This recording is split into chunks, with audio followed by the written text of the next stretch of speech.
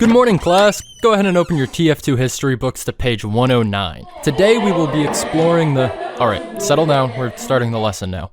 Today we will be exploring... I said settle down!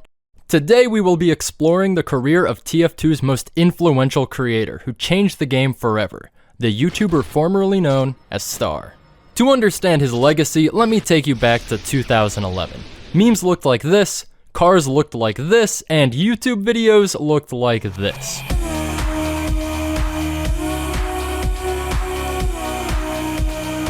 Back then, having clean editing, proper audio quality, and a decent looking picture was extremely difficult for a single person to achieve. Hell, it's still hard to get some of that stuff right. But Star, now known as Stir, actually achieved it.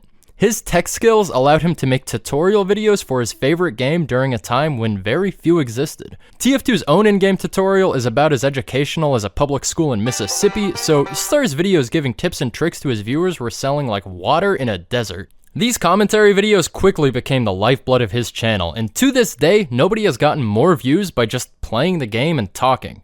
I know that talking over a video game is like the cliche to end all cliches, but Stir's not like other girls. There was no over-the-top fake persona, no clickbait, no forced sponsorships, no accidentally scamming your audience for millions of dollars, nothing like that. It was just a dude explaining how to play the game better, giving his unique take on certain parts of the game, or even just talking about his day and telling the occasional story. And also as a scout, I ran all the way over here, I saw that scout, I knew he didn't know I was there yet. So, no, that's my phone. Keep going. That scout didn't know I was there. So you could just kind of run, kill him, and then here I go, jump back up to the top of B capture, and I go back and do it all again.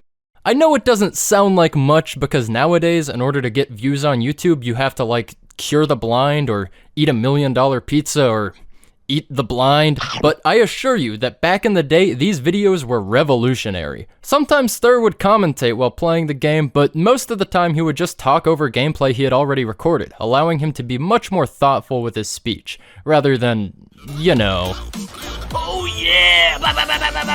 Because of his post-commentary approach to recording, his videos were a lot more like a podcast than a typical gaming video. Here's an embarrassing personal story. When I first started going to the gym when I was like 13, I didn't know what kind of music I should play while I exercised, so I'd just throw on a Star video. I tell you, nothing gets you through that last half mile on the treadmill quite like a good old-fashioned late-night live commentary on Sawmill. These commentary videos kept growing in popularity, and around 2012, Star began... Benson, you know the rules. No phones during class. Anyways, around 2012... Benson, I said put your phone away. Are you watching El Maxo during my class? I can't believe you. Give me that. Unsubscribed. Now, as I was saying, around 2012, after publishing about 100 TF2 commentary videos, Stir began his Basically series, which were scripted videos making fun of or parodying other games and media outside of TF2. So there I was, creeping in the bushes as you do, peeping on some dudes, and I usually like to start off with this guy in a nice clean headshot as he goes for the double finger nose pick. That's when you know you have a clean headshot. Then I like to turn around, get a silenced pistol shot on this explosive barrel, and right about then his friends are going to be getting some heavy vibes, kind of like I think all my friends around me are dying. They're considering investigating, but before then, you're going to get the stealth headshot. The trick, bounce the bullet off the head. There are 15 videos in this series to date, and personally, they are 15 of my favorite videos on YouTube. Fortress fact number 72. Did you know that the name Stir comes from his IRL government gamer tag, Steven Surge? As Stir's production quality kept improving, he began taking the channel in a different direction. After about 400 or so TF2 commentary videos, Stir began transparently expressing the distance that had grown between him and the game he loved.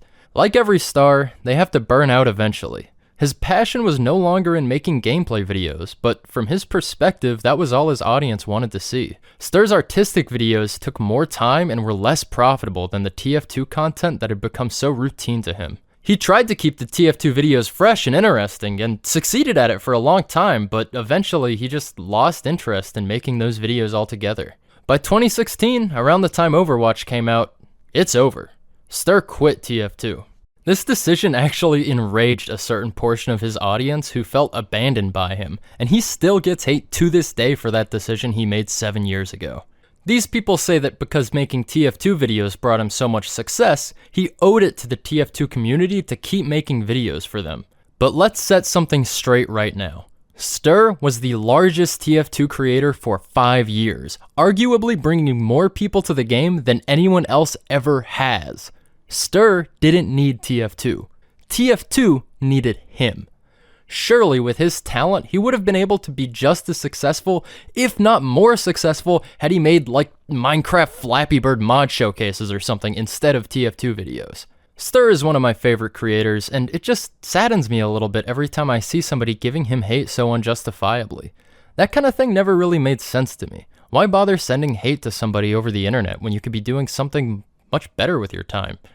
Like playing Minecraft Flappy Bird mods. If you're wondering what TF2ber is up to now, he's actually producing and running his own tabletop game called The Myriad and is streaming it on Twitch. I honestly didn't think I'd enjoy it, but after watching the first episode on his TF2 YouTube channel, I gotta say, it is criminally underrated. It's got entirely original art and animation and hey, Eric, are you passing notes? What if we kissed on the 2-Fort Bridge? Alright, who wrote this?